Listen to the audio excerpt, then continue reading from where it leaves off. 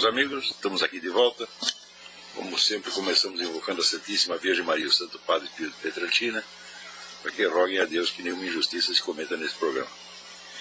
Queria lembrar a vocês que de 1 a 6 de outubro eu vou estar lecionando aqui em Colonial Heights o curso Princípios e Métodos da Autoeducação, ao qual vocês podem se inscrever com o senhor Eduí Ferro pelos telefones 041-3209-1289, 041-9974-4443, 041-9650-9671 ou 041-9233-8822.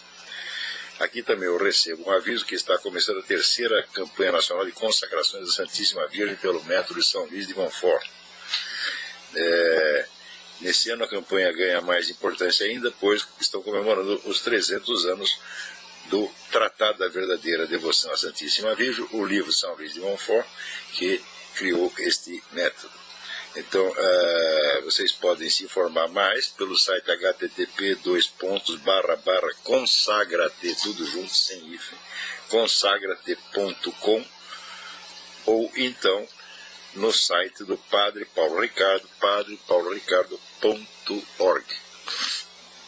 Vocês devem se lembrar que na semana passada, ou talvez na outra, não sei direito, eu li para vocês um artigo que eu tinha mandado ao Diário do Comércio,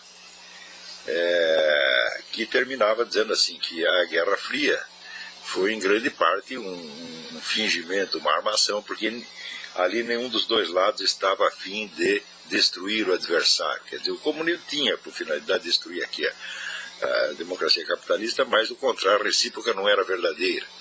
A elite ocidental não queria destruir o comunismo, mas fundir capitalismo e comunismo, porque esse foi sempre, essa foi sempre a política da sociedade fabiana, que é, a influência mais poderosa sobre toda esta elite capitalista, entre aspas, ocidental.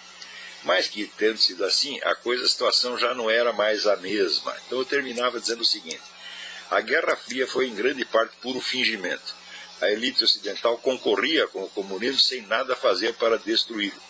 Ao contrário, ajudava-o substancialmente. Putin não é um concorrente, é o inimigo de verdade, cheio de rancor e sonhos de vingança. A verdadeira Guerra Fria só agora está começando e ela já veio quente. A concorrência entre capitalismo e socialismo foi um véu ideológico para o uso das multidões, mas a luta entre Oriente e Ocidente é para valer. Bom, não passou uma semana, eu tinha escrito isso, e saiu aqui no WorldNet Daily um artigo do Michael Maloof, dizendo: nova Guerra Fria emergindo entre os Estados Unidos e a Rússia. E aqui na campanha do Mitt Romney, ele e o Paul Ryan estão dizendo claramente que a política do Obama para com a Rússia, que o Obama chamado reset, é fazer um reset na relação com a Rússia, falhou completamente. A Rússia está desrespeitando todos os compromissos em matéria de direitos humanos e que só resta uma coisa: tem que engrossar, tem que pôr o peru na mesa e mandar o Putin parar com isso. Então, cada vez está ficando mais claro que a situação é exatamente essa. Você tem aí a Guerra Fria de novo, só que agora em circunstâncias bem piores. Porque você não pode esquecer que quando começa, a Guerra Fria começa quando termina a Segunda Guerra Mundial. Ora, quando começa isso, a Rússia, a União Soviética já estava endividada até o pescoço com os banqueiros americanos, que tinham construído todo o parque industrial do Stalin e que ainda, no fim da guerra, deram um empréstimo especial para a Rússia. Quer dizer, empréstimo não foi doação, na verdade. E com as potências, com os aliados ocidentais, né, como a França, né, o plano Marshall previa o seguinte: os banqueiros americanos davam dinheiro, mas para a reconstrução daqueles países os caras precisavam comprar os materiais aqui, de maneira que o dinheiro ia ser devolvido de alguma maneira. E para a União Soviética eles deram muito mais dinheiro sem condição nenhuma, quer dizer, o dinheiro nunca foi devolvido. Tá certo? Então foi presente, foi coisa de pai para filho. Então, quer dizer, a hostilidade, entre aspas, entre o comunismo e o capitalismo era unilateral. Quer dizer, o comunismo fazia o possível para se expandir para o mundo inteiro E o capitalismo fazia o possível para manter o comunismo dentro dos territórios que ele já havia conquistado. Quer dizer, aquele negócio de... né, os esquerdistas fazem o possível para levar o mundo cada vez mais para a esquerda e os conservadores fazem o possível para conservá-lo exatamente aí. Né? Então sempre foi assim. Ficou, ver, e ontem mesmo estava lendo num livro do Pierre de Vimarest, que é um dos caras mais informados do mundo, não era, coitado, já morreu, uma conversa que houve em 1943 entre a Lídia Gromyko, que era a mulher do premier russo, e o David Rockefeller, em que ela dizia, olha, Cuba vai ser comunista daqui a pouco, nós já estamos tomando todas as providências para isso. E o David Rockefeller dizia que não, porque o comunismo já tinha acabado, o comunismo tinha falecido, e que agora o futuro da humanidade era a fusão de comunismo e capitalismo. Vocês não esqueçam que aqui, vamos dizer, um alto funcionário da Fundação Rockefeller disse que ela tinha sido criada justamente para fomentar a fusão de Estados Unidos e União Soviética. Então, quer dizer, um lado está querendo briga, mas o outro está querendo um casamento. Então, a Guerra Fria sempre foi assim. A tal da política da contenção só impedia o avanço militar da União Soviética sobre a Europa Ocidental, mas não impedia o avanço na Ásia, na África, na América Latina, etc. Não fez nada para bloquear isso aí. Né? Sendo que no fim da Segunda Guerra, a Rússia estava com as pernas quebradas, e para acabar com o comunismo só bastava fazer uma só coisa, não dar dinheiro. Quer dizer, o comunismo só continua existindo de 1945 em diante graças aos favores da elite capitalista ocidental, da qual eles falavam tanto mal. E isso quer dizer que não houve propriamente um conflito, houve uma concorrência. De uma parte, pelo lado comunista, houve um conflito, sim. Os comunistas estavam a fim de acabar com tudo. Mas o outro lado não, o outro lado queria fundir. Né? Mas agora a coisa não está assim, por quê? Quando caiu o regime soviético, né, caiu também o Partido Comunista. Então sobrou o quê? A KGB. Sempre houve uma concorrência entre o Partido Comunista e a KGB. Vejam vocês, a KGB nunca deixou que o seu orçamento fosse discutido no parlamento russo. Então quer dizer que nem a liderança do partido sabia quanto dinheiro tinha a KGB. A KGB sempre foi um poder autônomo e um poder central da Rússia. A Rússia era o regime não do Partido Comunista, mas da KGB. Quando caiu o regime, caiu só o Partido Comunista. A KGB se fortaleceu. E aí eles começaram, bom, já estavam pensando nisso antes, falaram, o negócio do comunismo foi para a cucuia, tá certo? Mas nós não queremos ir para a cucuia, nós queremos ficar, né? Vamos os anéis, mas ficam os dedos. Foi-se o regime, mas vamos ficar nós. A KGB emergiu dali muito mais forte do que antes, tá certo? E investido num novo discurso ideológico que é o eurasianismo. Ora, entre o comunismo e o capitalismo, meu filho, você pode ainda fazer um arranjo, né? Aliás, praticamente toda a economia ocidental é um arranjo entre capitalismo e comunismo. Né? O regime que nos governa é o socialismo fabiano, que é aquele socialismo meia-bomba. Né? Aquilo que os fascistas realizavam em escala nacional, esse pessoal realiza em escala global. Quer dizer, você reparte o poder entre o governo e meia dúzia de grandes grupos econômicos e pronto, aí vira o clube do bolinha, ninguém mais entra. Né? Então, este é o regime que nos governa. Este e não o capitalismo liberal, né? E acontece então que a própria existência do fabianismo mostra que um diálogo, uma fusão entre socialismo e capitalismo é possível. Mas uma fusão entre Oriente e Ocidente não é possível. O eurasianismo é inimigo radical de todo o Ocidente e quer destruir tudo mesmo. Se vocês acompanharam o meu debate com o professor Dugin, que aliás já está à venda pela Vida Editorial, está à venda também no próprio Seminário de Filosofia, e está sendo distribuído aí na Livraria Cultura e várias outras livrarias, vocês vão ver que os caras não estão a fim de brincadeira e nem de diálogo, eles querem destruir mesmo. Então, o novo mundo do eurasianismo, que é uma criação da KGB, evidentemente, não pode esquecer, o pai do Putin é um oficial da KGB, pô, e ele está sempre nesse meio, né, é um cara subsidiado pelo governo, que deu para ele um baita instituto com não sei quantos, 200 e tantos assessores para ele fazer o que quiser, espalhar para o mundo o besterol que ele quiser. E ele dentro da Rússia tem uma grande credibilidade. Quando começou o debate meu com o Duguin, logo apareceram os luminários, os especialistas, mas já está cheio de especialistas. O especialista no Brasil é um cara que leu uma notícia ontem na Folha de São Paulo, né? E com isso ele se torna um PhD, né? E daí apareceu um monte. Não, esse Duguin não está com nada, esse negócio de Orazanimo não existe, ninguém liga para isso na Rússia. Sim, agora nós estamos vendo.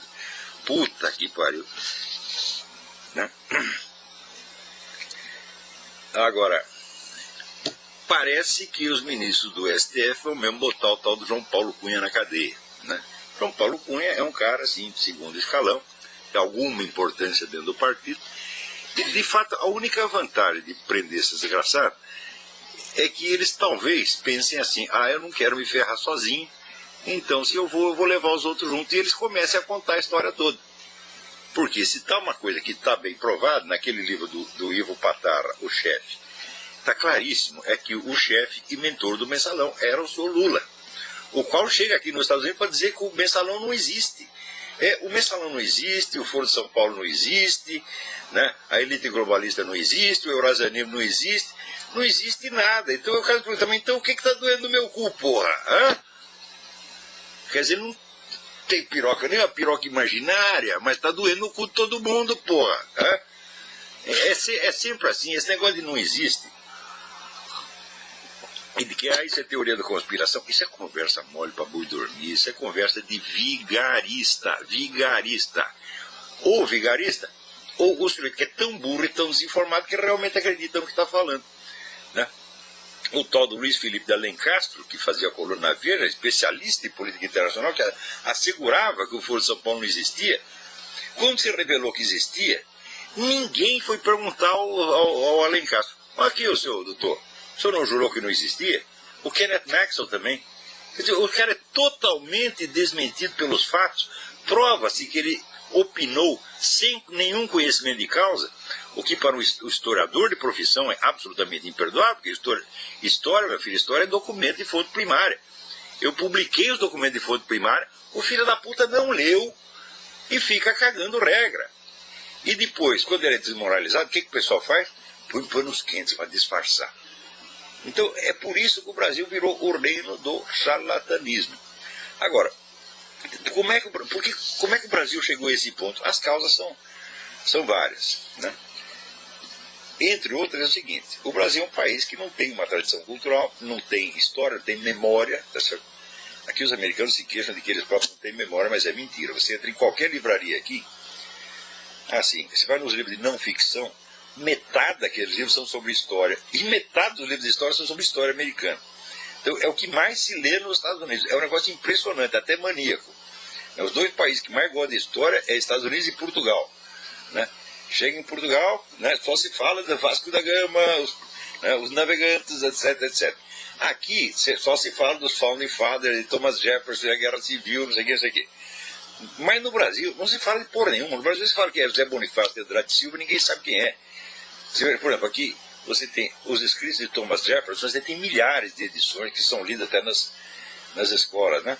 No Brasil, a única edição das obras de José Bonifácio é uma edição especial luxuosíssima, feita pela Prefeitura de Santos em 1940, né? Absolutamente inacessível, que hoje só um colecionador pode comprar por 20 mil reais.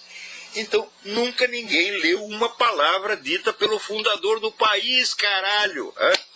Então, como o Brasil é assim, e como cada geração, né, a função de cada geração é esquecer a anterior, então ninguém sabe de merda nenhuma, é um país altamente vulnerável a qualquer moda estrangeira.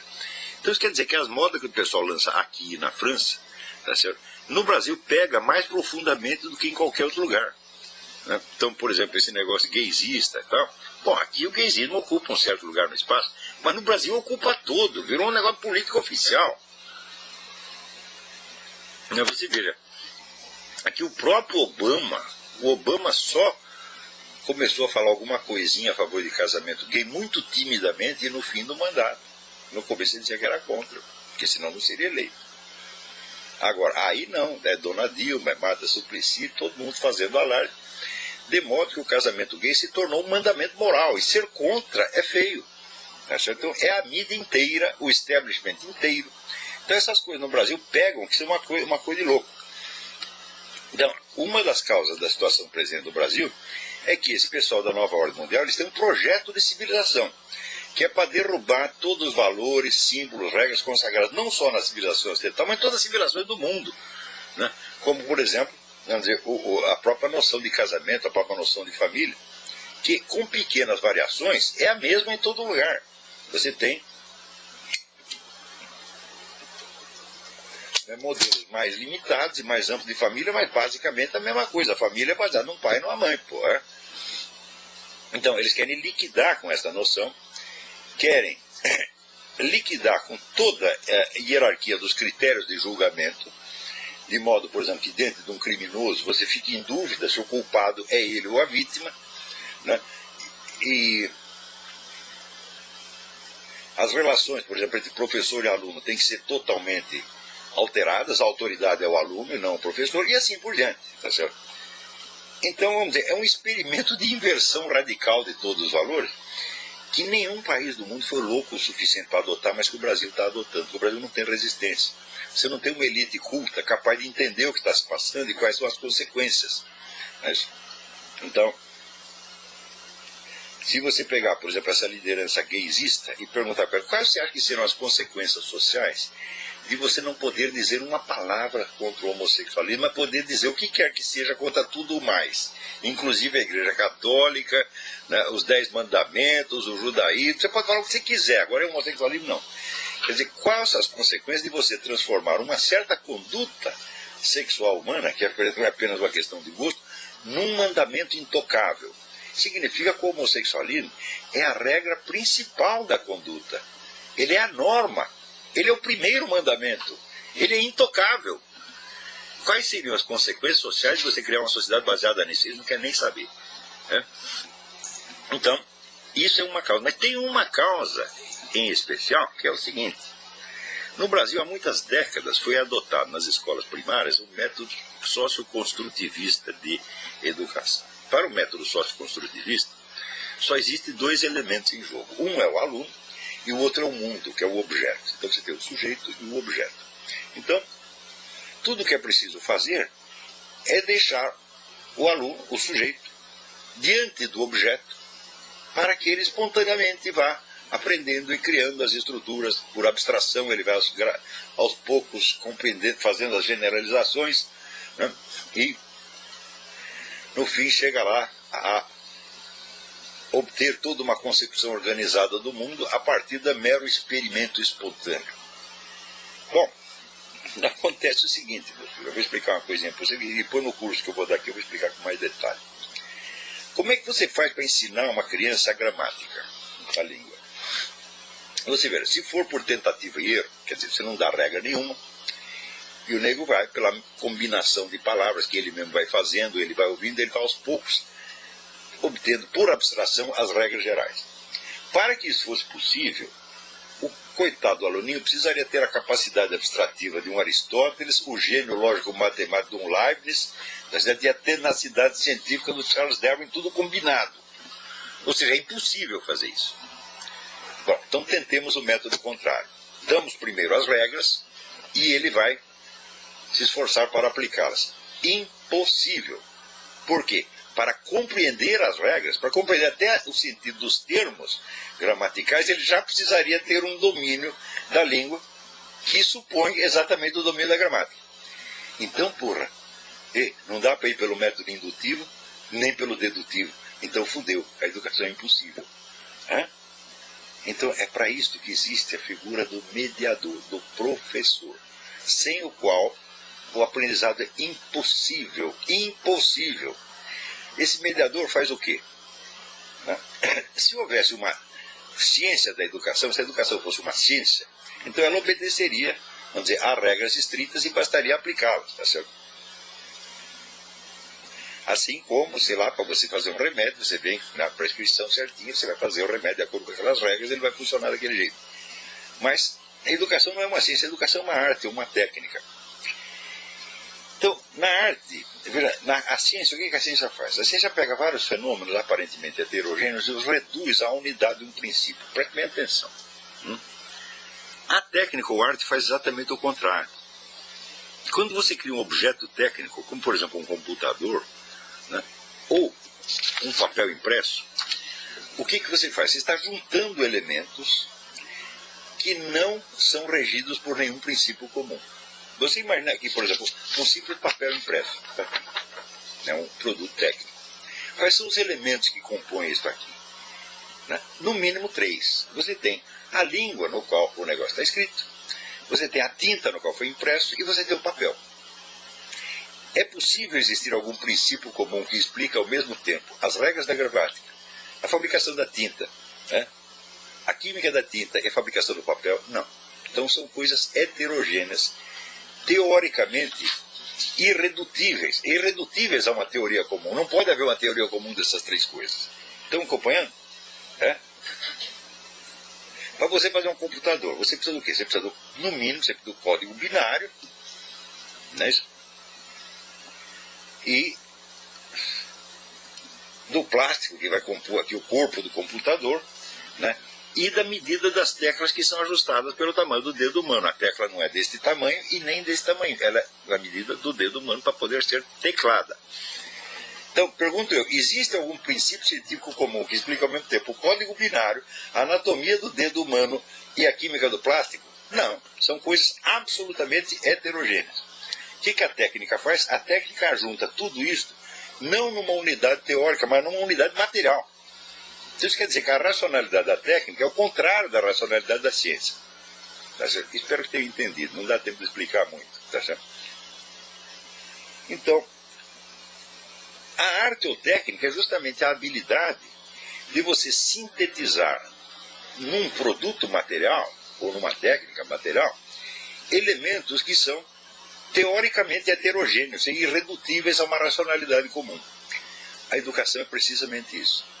Então isso quer dizer que a arte ou técnica é a habilidade de você chegar a um resultado racional mediante meios que são meio racionais e meio irracionais. Então não há um controle completo do processo. Quem quer que tenha acompanhado a fabricação de um produto, desde a sua concepção originária até o seu fracasso ou sucesso do mercado, você sabe que o processo não é muito controlado, é tudo meio assim, né? É que nem você pintar, você já viu pintar o céu com aquarela? Né? Tinta a óleo, você vai dando pincelada, pincelada. Na aquarela não, você molha o papel, joga 2 gotas de tinta e fica mais ou menos assim para ver se sai um céu. Né? Então, a educação, como qualquer técnica, é mais ou menos assim. Então, isto quer dizer que você depende não só da presença do mediador ou professor, mas da criatividade dele. Ele fazer esse arranjo, vamos dizer, entre as disponibilidades pessoais do aluno, que são incontroláveis, tá certo? E o objetivo que ele quer chegar. Por exemplo, ele quer chegar a fazer o sujeito entender as regras da aritmética elementar, ou as regras da gramática, tá certo? Então, ele tem que fazer uma ponte entre o irracional e o racional. Isso é dificílimo. Então isso quer dizer, a presença do professor, a presença do mediador é o elemento central da educação, porra. Agora, toda esta escola que foi adotada no Brasil há 50 anos, que vem esses filhos das putas, esse Jean Piaget, Emília Ferreiro, Vygotsky, Paulo Freire, todo esse bando de charlatães vigaristas, porra. Ensina assim, o ensino não pode ser diretivo, você tem que deixar o aluno solto ante o objeto. Então ele fica lá solto dentro do objeto chamado linguagem, ele ouve as pessoas falar e ele mesmo vai montando por abstração na cabeça dele, né, as regras da gramática e no fim ele produz lá a gramática metódica da língua portuguesa do Napoleão Mendes de Almeida. Porra, é claro que isso é impossível. Acontece que as crianças educadas assim, não é que elas não aprendem gramática, elas ficam numa confusão e de uma inépcia mental terrível, terrível, terrível, terrível. Você pega hoje um jornal, eu hoje mesmo estava lendo a primeira página da Folha de São Paulo. Você tem uns 20 erros de gramática na primeira página de um jornal, porra. Isso quer dizer que os profissionais de idioma não sabem mais de idioma. Né? E as pessoas assim, elas não conseguem raciocinar, não conseguem diferenciá-los de bugalhos. Elas vivem numa espécie de pasta mental, que eu chamo da síndrome do piu-piu. Né? Aquele negócio, o fato está na cara dele, de, pô, será que eu vi um gatinho? Eu vi um gatinho, não vi um gatinho. Fica todo mundo assim, porra. Então, agora, quando a pessoa é assim, do ponto de vista intelectual, o que passa a predominar na conduta dele? a impulsividade. Não sendo capaz de articular as coisas racionalmente, ele tem que seguir o quê? O que sobra. O que sobra é o primeiro impulso que vier. Então você cria uma geração de jovens burros, impulsivos, violentos, né? Que hoje você sabe que, por exemplo, ser professor numa escola primária ou secundária é um risco que você corre. Não teve aquele caso, os caras botaram fogo no cabelo da professora, e daí veio lá a Secretaria de Educação não deixar punir o rapaz. Não pode, né? Prejudicar o aprendizado deles, tem que deixar os coitadinhos. Agora, teve uma menina que correu para ajudar a professora, para apagar o fogo. Esta teve que sair da escola, por quê? Porque os alunos queriam bater nela. Então, a única castigada foi a menina que fez o bem. E é assim que estão sendo educadas as crianças brasileiras. Educadas por quem? Por outros idiotas que também aprenderam no método socioconstrutivista e são analfabetos, impulsivos, violentos. Todo o nosso Congresso praticamente é constituído de gente assim. A Dilma é assim, porra. Vocês não enxergam isso? O Lula é assim. Toda essa gente é fruto do quê? O método socioconstrutivista aliado à pressão da nova ordem mundial que quer, né, empastelar todos os valores da civilização sem saber o que vem depois. Agora, você imagina, por exemplo, pessoas que têm 60, 50, até 50, 60 anos, né, foram educados numa sociedade onde você tinha vários símbolos de autoridade. Você tinha a igreja, você tinha os tribunais, você tinha o exército, você tinha a polícia, você tinha os professores. Agora não, a autoridade está sendo transferida. Você apaga todos os critérios de hierarquia e vai surgir naturalmente uma nova hierarquia. Quem é a hierarquia agora? É o mensalão, é o movimento gaysista, é um bando de mulher histérica, são os narcotraficantes e bandidos que são intocáveis. Então você está criando uma nova hierarquia baseada no quê? Na cleptocracia, no banditismo, na loucura. É isso que estão fazendo, gente. E você quer saber, não existe um livro para descrever o processo. Em qualquer país normal, quando há mudanças sociais, aparecem imediatamente livros produzidos pelas universidades descrevendo o que está se passando, analisando, para que as pessoas saibam qual é a situação e possam tomar suas decisões. No Brasil não tem um trabalho sobre isto. Pergunta para mim, existe algum trabalho sobre este fenômeno da violência contra os professores nas escolas? Não tem nenhum. Zero. Então, tudo acontece. No Brasil, tudo virou segredo, porra. Todos os processos sociais, todos os processos históricos no quais vocês vivem, no quais vocês estão imersos, não dá para falar, não dá nem para expressar em palavras. Não há instrumentos linguísticos para expressar e descrever. Vocês estão entendendo o hospício no qual essa gente está metendo vocês? Tem que tomar uma aguinha aqui. Ou seja, o empreendimento total dessa gente no poder é absolutamente criminoso. É a total destruição das condições morais e intelectuais mínimas da coexistência humana. Então você pergunta, por que chegou a 50 mil homicídios por ano? Por causa disso, meu filho. Por que no Brasil hoje, por exemplo, você não pode... Imagina assim, um casal namorado, né, estacionar o carro num parque para namorar, para trocar, dar uns amassos. Você vai ser assaltado ou morto, porra. Todo mundo tem medo de fazer isso hoje. A pessoa tem medo de ficar em casa. E você acha que isso é coincidência? Não, meu filho, esses processos sociais não acontecem assim. Não, as coisas têm uma conexão.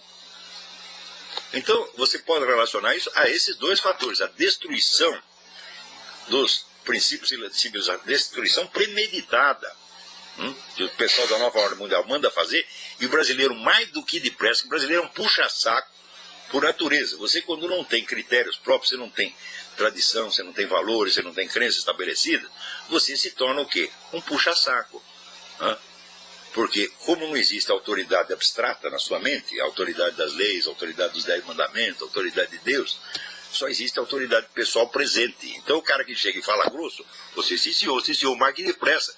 E acreditando, eu preciso fazer isso, porque senão eu não vou ser moderno, eu vou ser quadrado, as pessoas vão falar mal de mim. Então, esse bando de puxa-saco que tem no Brasil está destruindo o país, porra.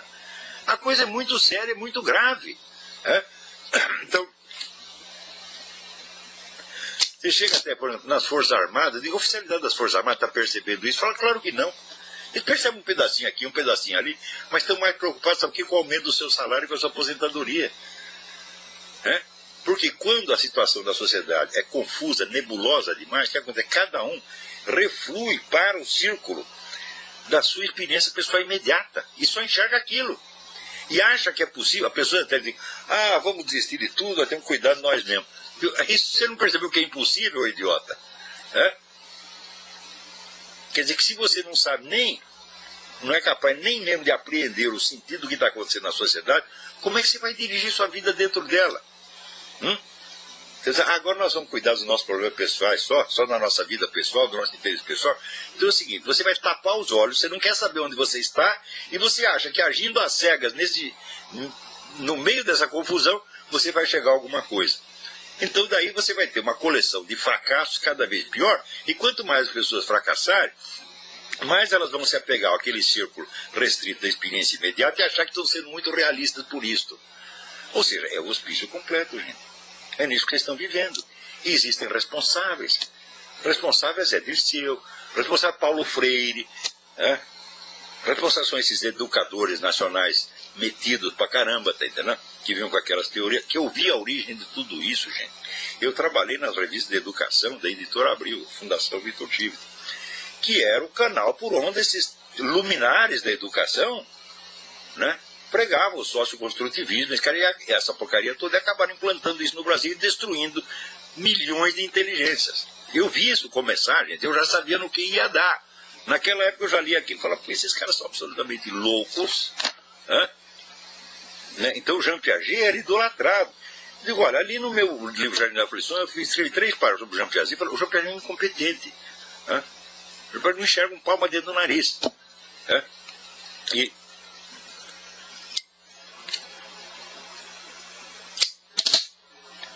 um dia eu vou escrever mais sobre o cara, entendeu? Quer dizer, muito metido, muito sofisticadíssimo, porém incapaz de captar a realidade das coisas.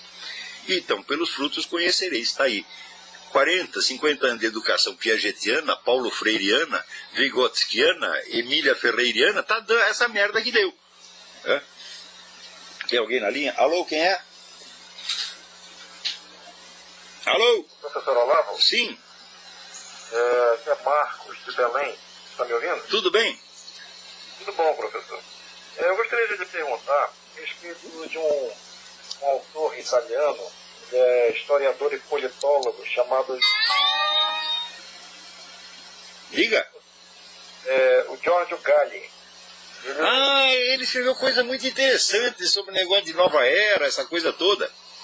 Isso, ele é autor de um livro chamado Hitler, Nazismo Mágico. Sim, sim, sim. Esotérico. Ele estuda esse negócio assim, política e macumba. Esse é o assunto dele.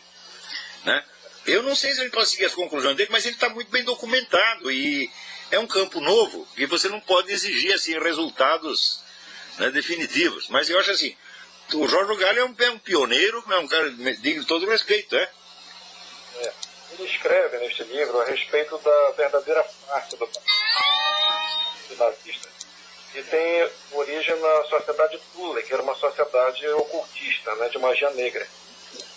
Mas e as relações entre ocultismo e socialismo, que já foram esquecidas?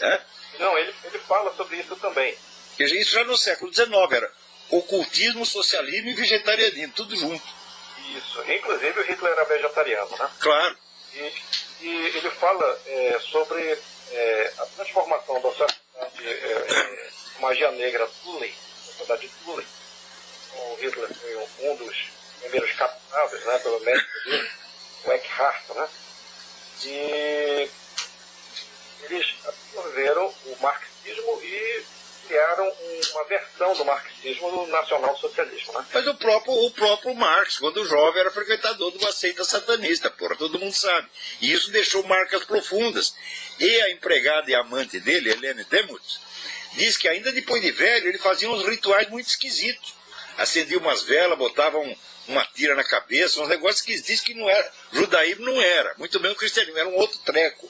Vai saber que merda era. O Richard Wurmbrand... Isso, Richard Wurmbrand, perfeito. Era marxista satanista, Ele tem uns títulos fantásticos, o pastor Richard, até um servo de Deus, né?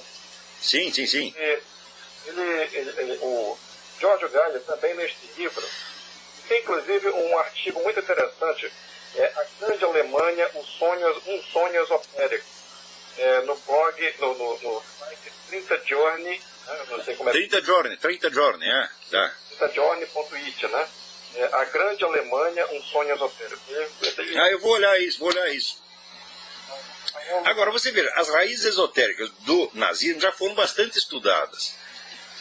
Mas as do comunismo ainda são meio misteriosas. Por exemplo, no livro do James Billington, Fire in the Minds of Men, Fogo na Mente dos Homens, você vê bem esta síntese de ocultismo e socialismo nas origens. Mas é um livro assim, no Brasil, quantas pessoas leram esse livro? 3? Então, ainda é um assunto misterioso para a maioria.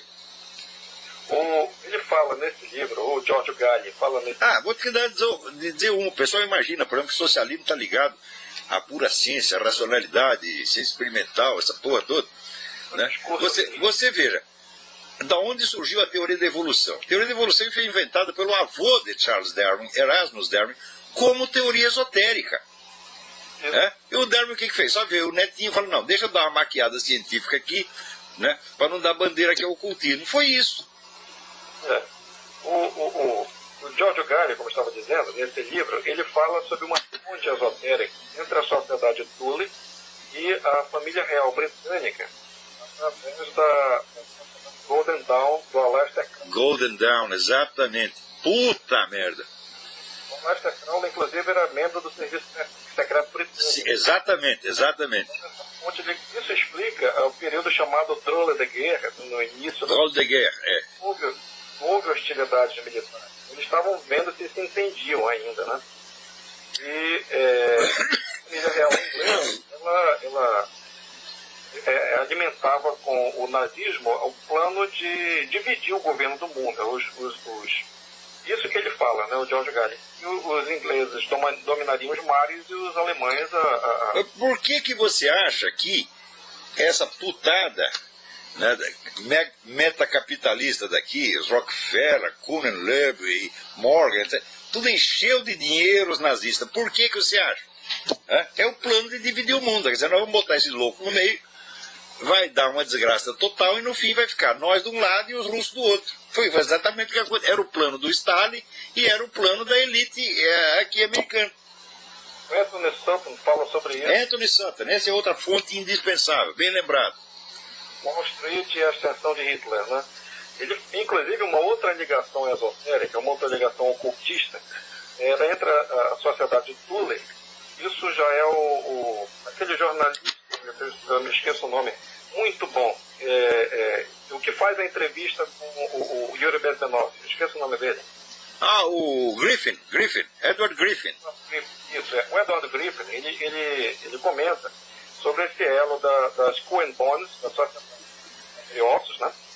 E a sociedade Thule através do Fritz Thyssen, né?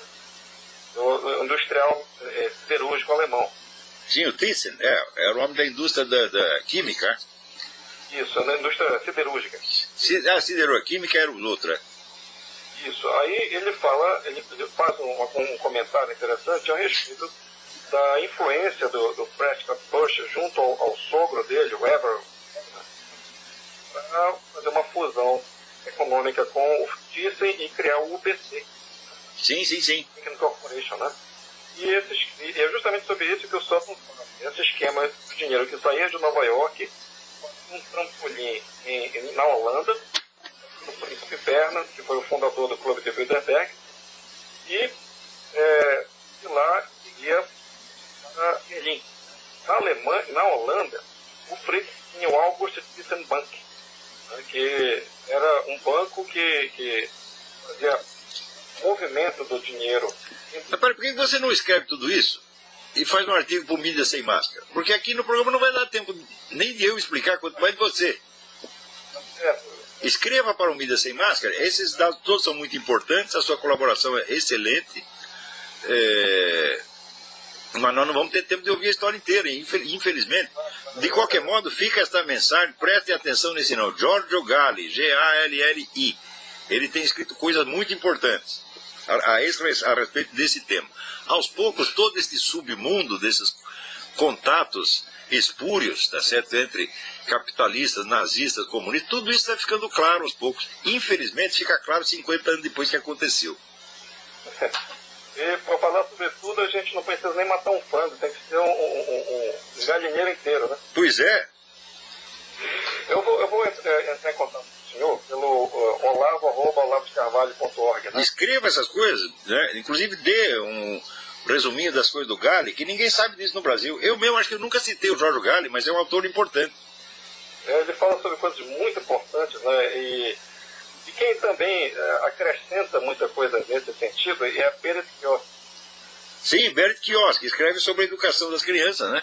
A Berit Kiosk, ela inclusive tem... É Berit Kiosk e o Pascal Bernardin. São dois livros essenciais para ler sobre o que está acontecendo na educação do mundo.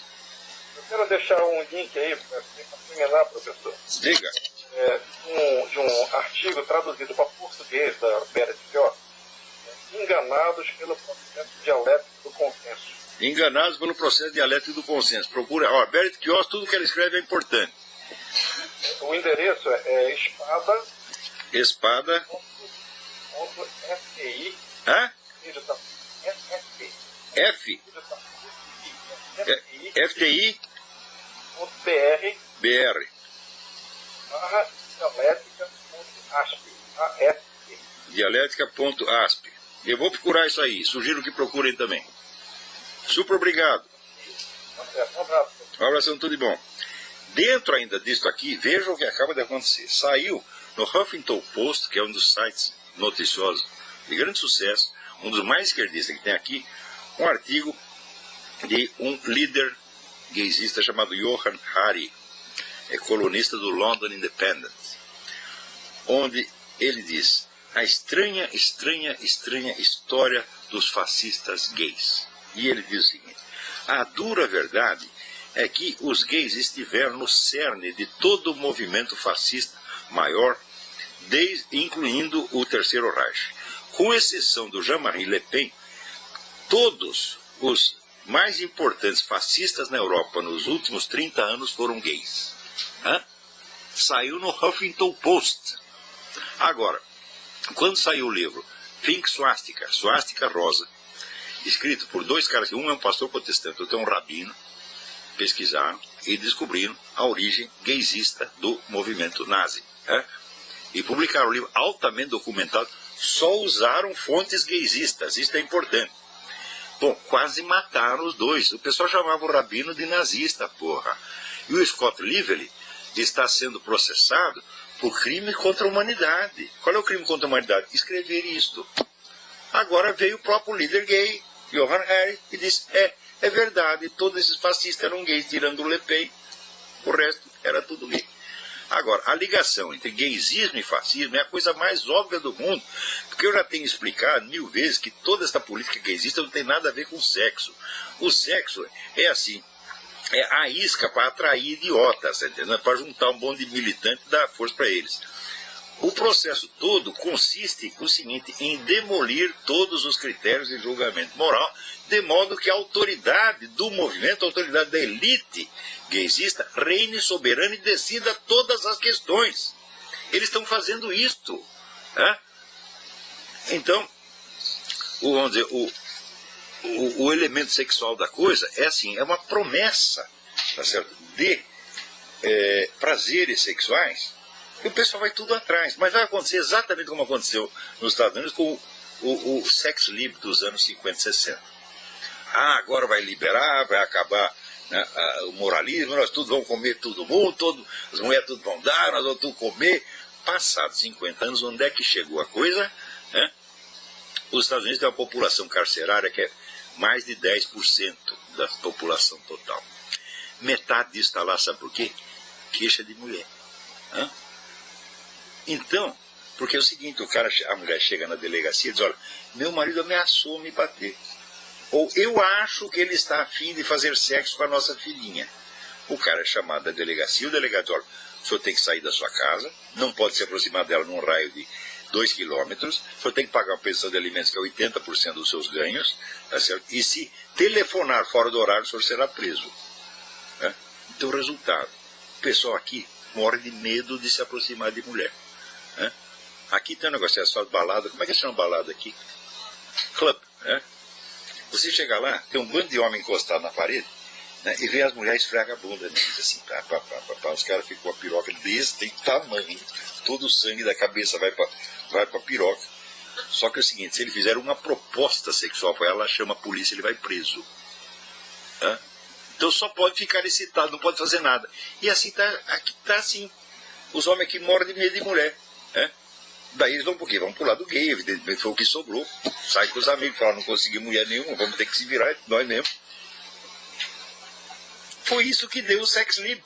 Quer dizer, virou uma tirania sexual horrível. E esse negócio gaysista, olha aqui, vocês que são gays, homossexuais,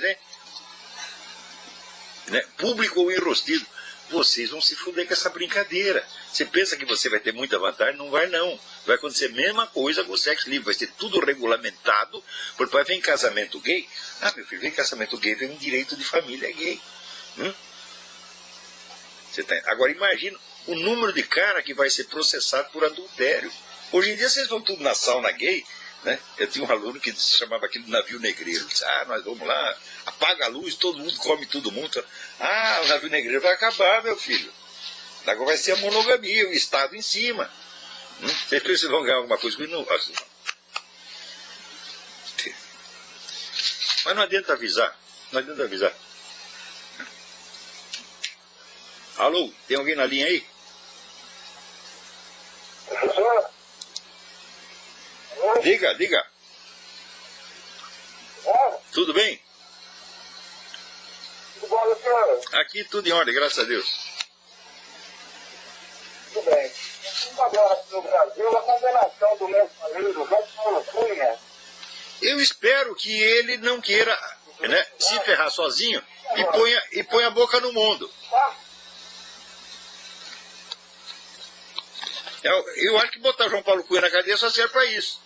Talvez, por que eu vou pagar pelo que todos fizeram? Eu vou contar tudo. Não é isso?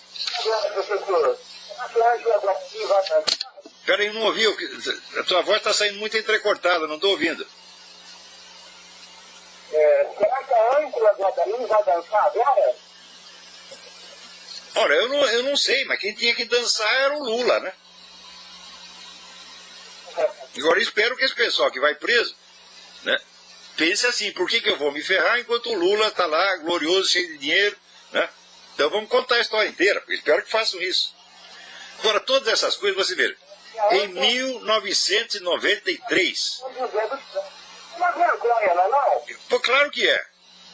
Agora, você vê, em 1993, quando eu estava estudando as CPIs, eu já via ali o PT montando um sistema, tá certo, de se apossar do Estado e de bloquear todas as possibilidades de investigação. O Mensalão já estava em germe ali. E eu escrevi isso, falei, esses caras estão montando um esquema de corrupção monstro em 93. Eles são 19 anos atrás, porra. Quer dizer, agora todo mundo sabe do Mensalão. Agora que já foi feito, agora que não dá mais para consertar, e que mesmo que você prenda os caras, o dinheiro já foi para as picas. Né? Então, ora, o Erich von Kühnert-Ledin, que é um grande pensador político aqui, ele dizia o seguinte: o pecado é punido na outra vida, mas a burrice é punida aqui mesmo na terra. Entendeu? É o que acontece com esse pessoal, eles levam muito tempo para entender o que está acontecendo, e quando acontece já entrou a piroca de rinoceronte, porra. É? Com camisinha daquela de espinho. É? Tem mais alguém na linha aí?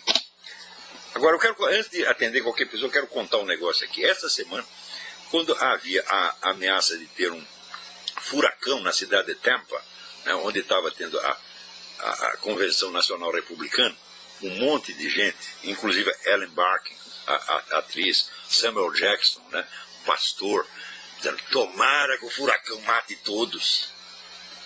Hã? Já pensou você dizer isso do esquerdista? Tomara que o furacão mate o Obama, você vai preso. Então, a linguagem dessa gente é de uma violência, de uma virulência, de uma maldade fora do comum. E veja, Como é possível isso? É a transferência da autoridade, meu filho. Você transfere a autoridade da igreja, tá certo? Da justiça, etc., para o grupo militante, o grupo ativista. Então esse pessoal pode fazer qualquer coisa, eles se tornam os árbitros da moral, dos bons costumes, da lei, de tudo. E este é o segredo do negócio, é criar uma nova hierarquia, eles estão criando na sua frente. E nessa hierarquia eles têm todos os direitos. E você tem o direito de tomar no cu e ficar calado. Mas, como disse aqui o nosso colaborador Maurício, no Brasil não tem importância, né? Porque o brasileiro se fode, sai contando vantagem. Ele é enrabado, né? Enrabado com 3 R's e ainda sai se gabando. Peidei no pau dele. Não é assim? É. Quer dizer, a derrota no Brasil é uma glória, porra. Quando é que vocês vão deixar de ser masoca? Porque até a diferença de derrota e vitória se tornou, né, um pouco obnubilada, né? Então,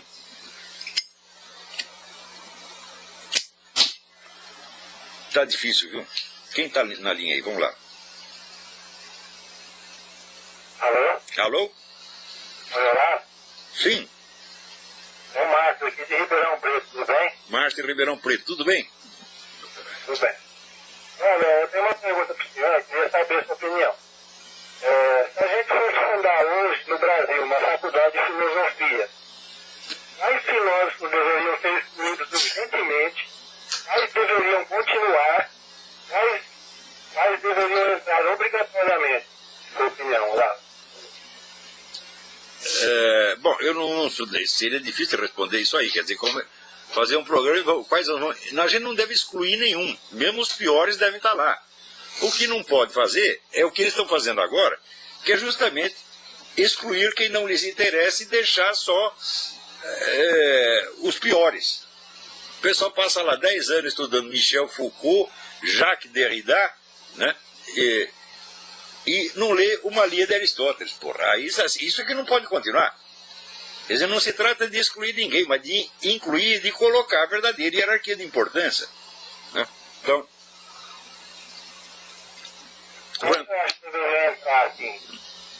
eu acho que os clássicos são fundamentais. Quer dizer, a filosofia é 2 nomes, meu filho, Aristóteles e Platão. Então, seguinte, ninguém pode ser considerado um estudante sério de filosofia se não leu a obra de Platão e Aristóteles inteira, sem perdão. Não pode faltar uma linha. Não são obras grandes, vamos dizer, se somar tudo, vamos dizer, essas edições de papel bíblia, dá aqui umas 1000 páginas de Platão e 1000 páginas de Aristóteles. Você lê em 3 anos de esforço, você lê tudo isso aí e vai sair ganhando pro resto da sua vida. Depois disso, você lê Santo Tomás de Aquino, você lê Duns Scott, você lê Leibniz, né? Você lê Edmundo Husserl, você lê Schelling, você lê Hegel, e daí, no fim, se sobrar, você lê um pouquinho de Michel Foucault quando você tiver 60 anos de idade. Esse aqui é o certo. Agora, já começa a meter Michel Foucault na cabeça dos garotos com 18 anos, eles nunca vão se levantar, meu Deus do céu.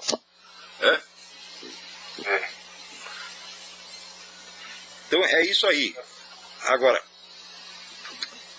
você vê aqui, fizeram um teste com um chimpanzé, né, e diz que ele era mais esperto do que alguns alunos do ginásio, porra. Né? Isso acontece mesmo, tá entendendo? Agora, eu acho que devia fazer esse teste no parlamento brasileiro, né, e entre os jornalistas brasileiros. O chimpanzé vai humilhá-los a todos. Né? Agora, aqui também aconteceu que, 2 semanas atrás, um cartório reconheceu uma união, né, união afetiva entre 3 pessoas. O afetivo é gozado. Antigamente o afetivo era você simplesmente gostar das pessoas. Agora eles dão esse nome, você está lá comendo as 2 mulheres, porra. Ou as mulheres estão né, transando entre si. Isso virou afetivo. Fala, escuta, você não sabe a diferença entre afetivo e sexual, não? Dá para você ter uma relação sexual com a pessoa que você não gosta absolutamente. Nada impede. Aliás, o estupro é precisamente isso, né? Então, agora, homoafetivo caralho. No mínimo é homoerótico, porra. No mínimo. Porque homoafetivo... Bom, eu tenho aqui uma relação homoafetiva com meu filho Pedro, nem por isso vou comê-lo, porra. Homoafetivo ou homo são os 2 do mesmo sexo e tem uma relação afetiva, eu adoro ele, nós nos amamos, etc, mas nem por isso, né, nós vamos, né, partir pra putaria, porra. Então, esse negócio, o domínio dos eufemismos, o eufemismo é bom para idiotizar as pessoas, porque nada pode ser chamado pelo seu verdadeiro nome, né? Então, a tabeliã, que registrou o casamento do 3, diz, não, estamos apenas documentando algo que sempre existiu. Ah, minha filha, então documente, né? A apropriação da propriedade alheia, por exemplo, sempre existiu. Você documenta e registra, agora a propriedade passa a ser do ladrão, porra. Quer dizer, veja, a incapacidade de discernir entre o reino do fato e o reino da norma, né, é um sinal de burrice dos mais graves. Eu lembro aquelas 28 deficiências da inteligência que o professor Robin Feuerstein, né, fez a lista depois de décadas de experiência, e eu fazia a lista e via assim, os líderes brasileiros, os intelectuais brasileiros, os jornalistas brasileiros têm as 28. Uma delas é essa, ele não sabe distinguir entre o que é o fato e a norma pelo qual o fato é julgado. Ela acha que porque é um fato, é uma norma. O que fazer com uma mulher dessa? Ela pode ser tabeliã? Ela fala, não, minha filha. Você pode ser, olha, faxineira. E cuidado para não confundir, né, a vassoura, o sabão, essas coisas todas. Hein? A vassoura é para varrer, o sabão é para lavar a mão. Olha, o nosso tempo acabou. Lamento muito. Até a semana que vem. Muito obrigado.